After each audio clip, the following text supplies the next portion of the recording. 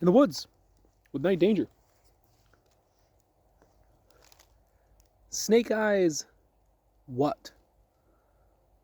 This is hopefully a brief video outlining what makes Snake Eyes different from other RPGs, and in particular from other story games, because Snake Eyes is as much a story game as it is an RPG. Which is to say that there is just as much Blades in the Dark and Pendragon in this game as there is Call of Cthulhu or Traveler. But even that description doesn't truly suffice, because, and this is going to sound like marketing, but the game is free. Snake Eyes is unlike anything that I have ever made or read or designed in the TTRPG space.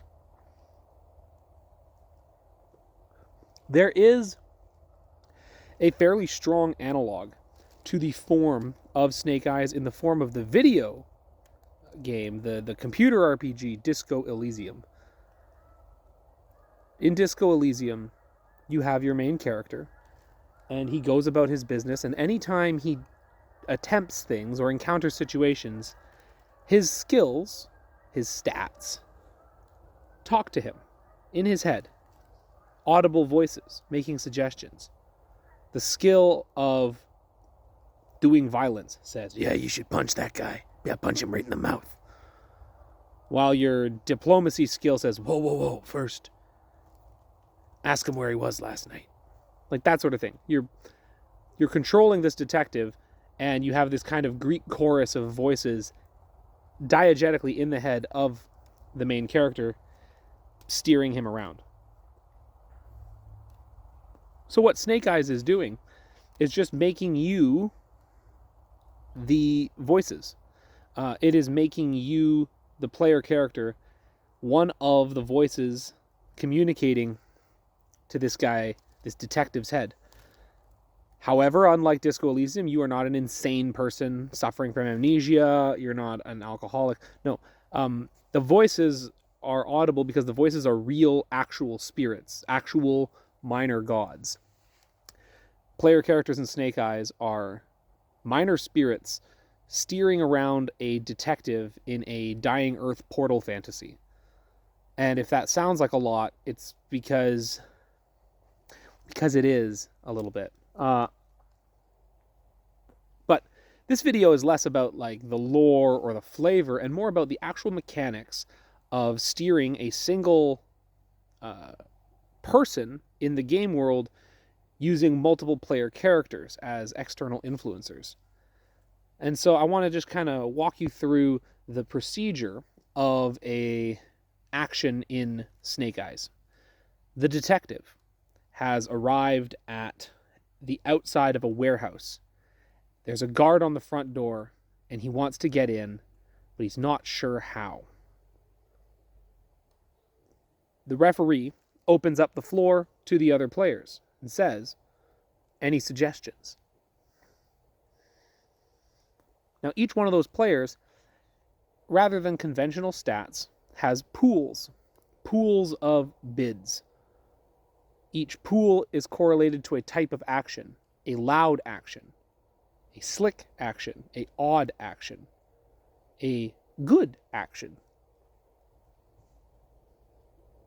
The players, and what you generate for your bids, the stats that you roll, will determine the types of actions that your god is inclined towards giving to the detective. If you have a high loud stat, it means that your god prioritizes theatrics and violence and excess. And so the types of suggestions that you make to the detective are filtered through that lens. So each player who wants to make a suggestion to the detective does so in character. It is absolutely mandatory and essential that all actions are not described, but are delivered in voice. And I don't mean you have to put on a silly voice, but I mean that you don't say, I want to tell the detective to go and try and bribe the door guard. Not allowed. Forbidden. Ignored. Do not pass go. Now, you must say to the detective, hey man, that guy, his pockets are probably a little light. It's 2 a.m. He probably doesn't even want to be here. Why don't you go over there, try bribe him with your watch. Now, I have, as the referee, I have a action that has context. If necessary, I can role play back as the detective thinks or talks back to the voices that he hears. But also, more importantly, if the action fails, how actions fail in Snake Eyes is the detective trying and failing to act upon the instructions given to him by the player. And so, much like the classic monkey's paw of a wish spell, the phrasing of the instructions that the players give should bite them in the butt, but only when the actions fail. When the actions fail, they should be an ironic twist on the instructions that the god gave to this mortal. But when the actions succeed, the mortal successfully enacts the will of the gods, and the GM should not be twisting or undercutting that in any sense. So anyone who wants to make a suggestion can do so. They put forward a bid. I'm the guy who's saying, oh, you should bribe him. That sounds kind of slick. Maybe he puts forward a slick bid. And another guy says, I want you to walk right up to him. Listen, Johnny, he's a punk. He's got nothing. Pull your gun on him. Scream in his face. He'll fold. He'll let you in. You can handcuff him. Easy. That's a loud bid. Put forward a loud bid. Once every player who wishes to bid has put forward a bid, we roll dice. Each player rolls 2d6, and then we roll out 3 dice in the front. The player with the best poker hand wins of dice, like it's dice poker. The player with the best poker hand wins, and their action goes through. There are rules for raising or anteing up or modifying your suggestion once dice are rolled, but that's beyond the scope of an introduction video. So, the point being, people bid, put a chip in the pot, make suggestions, roll dice. Whoever has the best hand has their action go through to the detective. It's at this point where we determine success or failure. And the success or failure is simple. While everyone else was rolling dice, the referee rolled dice for the detective behind the screen.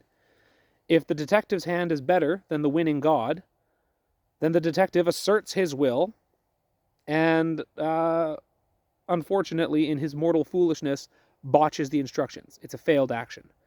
But if the player is equal to or higher than the detective, then the detective successfully enacts the will of the gods. So, it's kind of a 2-stage thing. First, you determine, everyone suggests something.